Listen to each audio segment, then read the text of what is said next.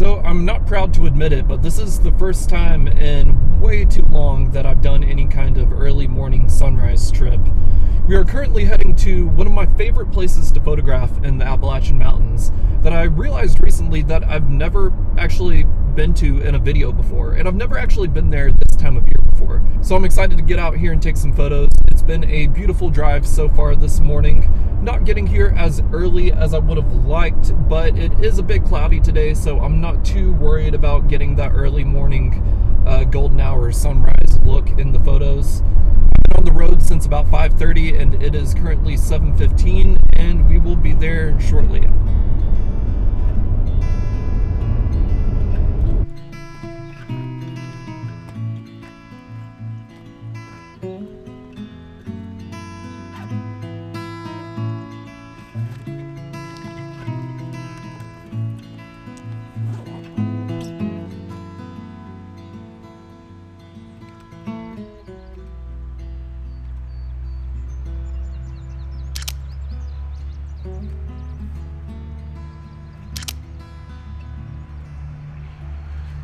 All right, it's been a while since I've done any kind of what's in my camera bag video, and I have a bunch of new subscribers here on the channel, so I thought I would keep you guys kind of up to date with what I am currently shooting with.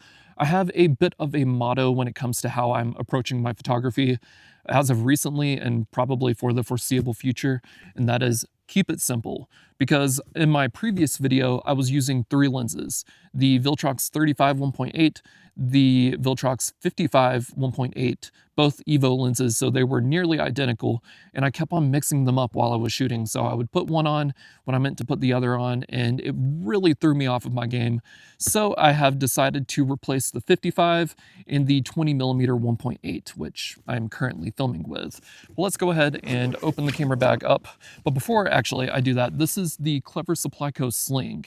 Now they do have a newer version out, which has additional storage here on the front, but I'm still more than happy with this camera bag, so I'm going to be sticking with this one for the foreseeable future. So my main camera is the Sony a7CR with the Viltrox 35 1.8. 35mm is my favorite focal length, and that is never going to change. Since my last What's in My Camera Bag video, I was using the Sony 35mm 1.8. I've since replaced it with the Viltrox because this lens is superior in pretty much every single way when it comes to sharpness.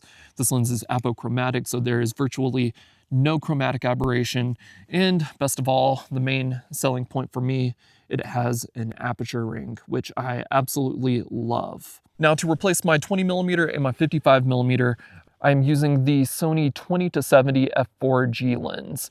Now back in the day when I started with photography, I used virtually just two lenses. That was my 35 1.4 Zeiss lens, and then the Sony 24-70 f2.8G Master. Now with the Sony a7CR, the 24-70 was just way too big, so I ended up selling that lens a long time ago, and I replaced it at first with the 24-105, but recently with the 20-70 because I find that extra 4mm on the wide end to be a lot more valuable than that 70 to 105mm range. So now with this setup, I just have two lenses, my 35 1.8 prime, relatively compact and lightweight, and then my slightly larger but still pretty compact 20-70. So that's how I'm keeping it simple, and that's pretty much all that I'm carrying in my camera bag. Other than that, I just carry a couple extra batteries, a few little accessories, such as this eye cup for the Sony a7CR, which is extremely useful when you're shooting in any kind of bright, sunny weather. And I always keep a circular polarizer in my camera bag as well. This is a 58mm, so it fits my Viltrox 35 1.8 Evo. I do not have a polarizer for the 20-70 yet. I've had this lens for like 2 years, and for whatever reason, I have not bought one, so I definitely need to do that. And the only other thing that I'm keeping in my camera bag is this tiny little flash that you never know when you might need it. It fits perfectly on the a7CR.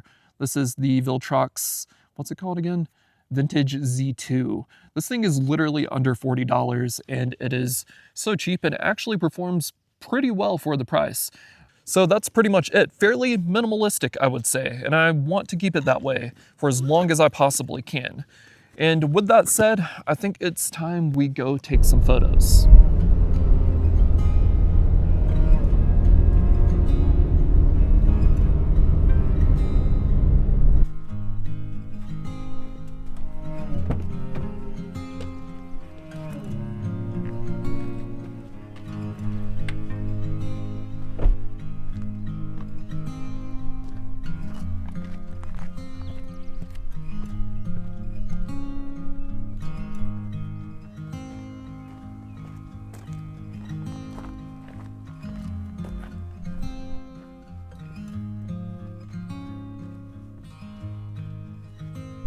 only a short hike to the top of the mountain, and when I reached the top, it was quite windy, which made filming the video a bit of a challenge.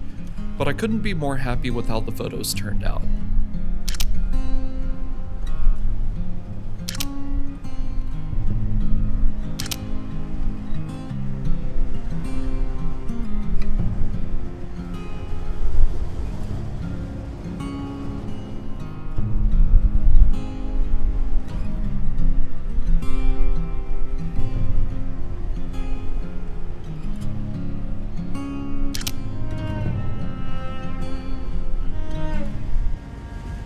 Alright, I think I've reached the point where I'm probably better off switching to my 20 to 70, otherwise I'm going to be missing out on a lot of good photos.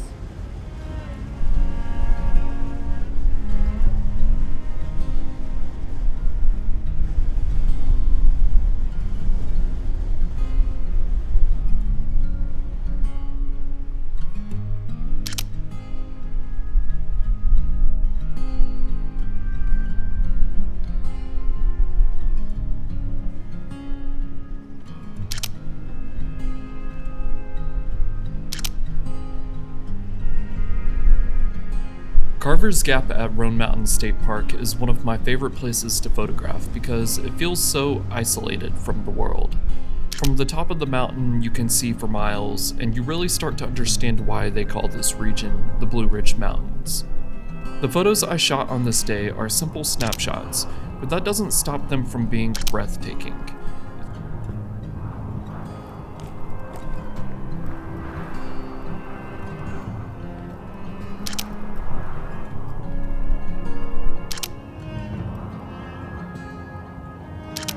It's rare that I actually get out and shoot landscapes, and after seeing how these photos turned out, maybe I should do it more often.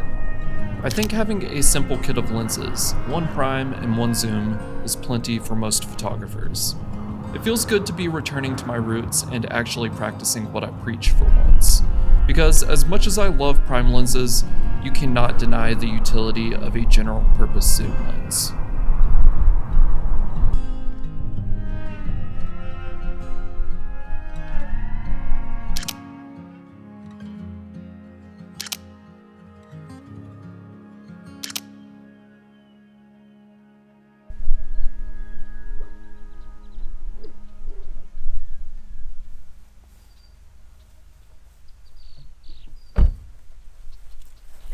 Alright, one last bonus stop for the day.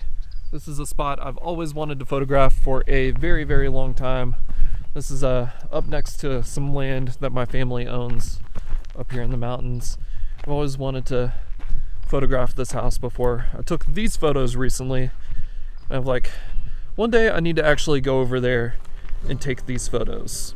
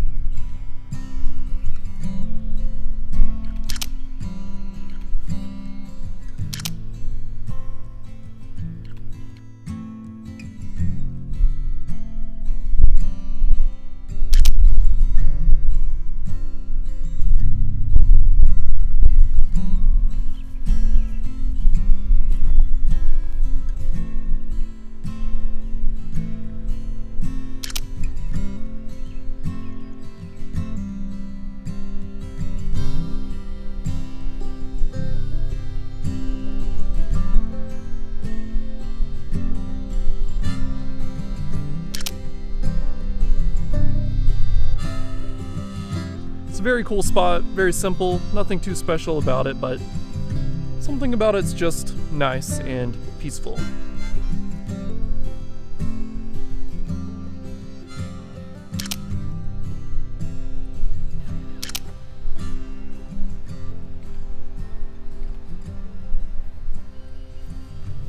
Alright, well, I think I'm gonna end the video on that note, but I have one question for you guys. Let me know what camera, what lenses you keep in your camera bag. So I hope you guys enjoyed this video. If you did, please like and subscribe to help support the channel. And I hope I could inspire you guys to get out and take more photos. go out and shoot.